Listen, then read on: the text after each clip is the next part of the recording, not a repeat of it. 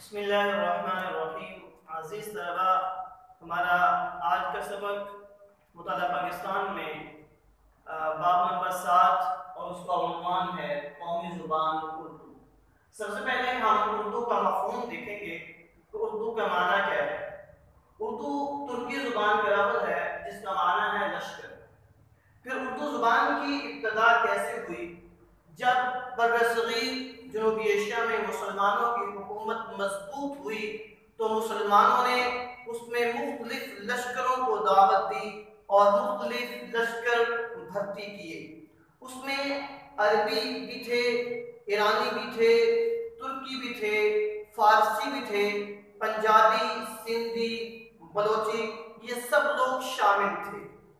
اور ظاہر بات ہے جب یہ لوگ مختلف علاقوں سے آئے تو مختلف زبانیں بولا کرتے تھے، تو ان کے ملاپ سے، ان کے میل جول سے جو زبان وجود میں آئی اس کو اردو زبان کہا جانے لگا، کیونکہ یہ لشکری زبان تھی، اسی نسبت سے اس کو اردو کہا جاتا تھا۔ پھر نمبر 3 ہم دیکھتے ہیں کہ اردو زبان کے مختلف نام ہیں۔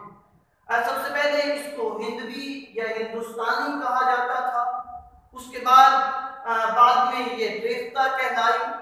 ریختہ کا معنی مختلف زبانوں سے پختہ کی ہوئی زبان کے ہیں، چنانچہ اردو زبان بھی مختلف زبانوں کے ملاپ سے وجود میں آئی تھی، اس وجہ سے اس کو ریختہ کہا جانے لگا۔ پھر اس کے بعد اس کو اردو معلّہ کا نام کب دیا گیا؟ جب 1647 میں شاہ جہاں نے آگرہ کے بجائے دہلی کو دارالحکومت بنایا تو اس وقت جو ہے لشکری زبان کے بولنے والے اور دہلی زبان کے بولنے والے ایک ہی بازار میں رہا کرتے تھے، تو اس وجہ سے اس بازار کو اردو معلّہ کا نام دیا گیا، اور اسی نسبت سے اردو کو بھی اردو معلّہ کہا جانے لگا۔ پھر جب یہ زبان دکن میں پہنچی اور گجرات میں پہنچی تو اسی نسبت سے اس کو دکنی اور گجراتی کہا جانے لگا۔ پھر اردو زبان کی مقبولیت کیسے ہوئی؟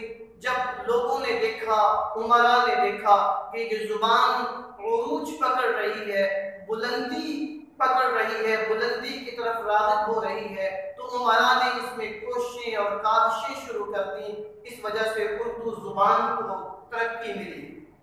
اس کے بعد اردو ادب کا آغاز اس میں کیسے ہوا؟ جب یہ بول چال سے آگے بڑھی اور بول چال میں اس کو ترقی نصیب ہوئی تو اس وقت جو ہے اس نے اردو ادب کا رنگ پکڑا، جس کی وجہ سے اس کو اردو ادب کہا